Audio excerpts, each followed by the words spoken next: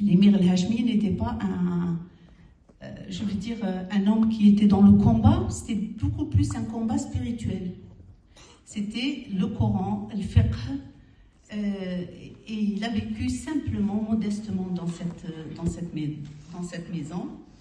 Et son fils Khaled, qui est venu adolescent avec lui, puisqu'il était marié à une Syrienne, il est venu. Donc il a travaillé avec son père sur cette spiritualité, mais jamais on a pensé que son fils allait devenir aussi une autre figure emblématique. Mais c'est pour ça qu'on parle de la transmission. Donc, il a vécu là. El-Hachmi, c'était un homme de transmission de spiritualité. Ça n'a rien à voir avec son père, qui était un homme qui était dans le combat, qui combattait avec dignité, avec beaucoup de respect. Et c'était un homme qui était dans tous les domaines vraiment très exemplaire. El-Hachmi, il a vécu dans cette maison jusqu'à sa mort, avec sa petite famille, bien sûr, syrienne, la femme syrienne, la belle-mère, et ses deux enfants, Mustafa et Khaled. Et puis il y avait aussi sa fille, Amina, qui est morte d'ailleurs, qui est enterrée dans la même tombe que son père.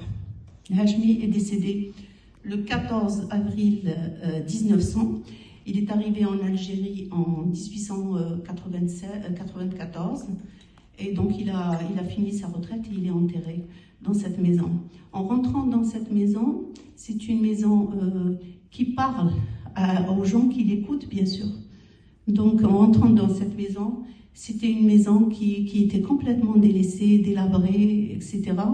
Et ce qui m'a choqué le plus, c'est que dans cette grande maison, il y avait un patio, et dans ce patio, il y avait un palmier, et ce palmier, je le retrouve aussi dans sa tombe qui était à 50 mètres de la maison, planté dans sa tombe et qui donne des fruits puisque c'était quelqu'un qui était exilé en quelque sorte, puisqu'il a laissé toute sa famille.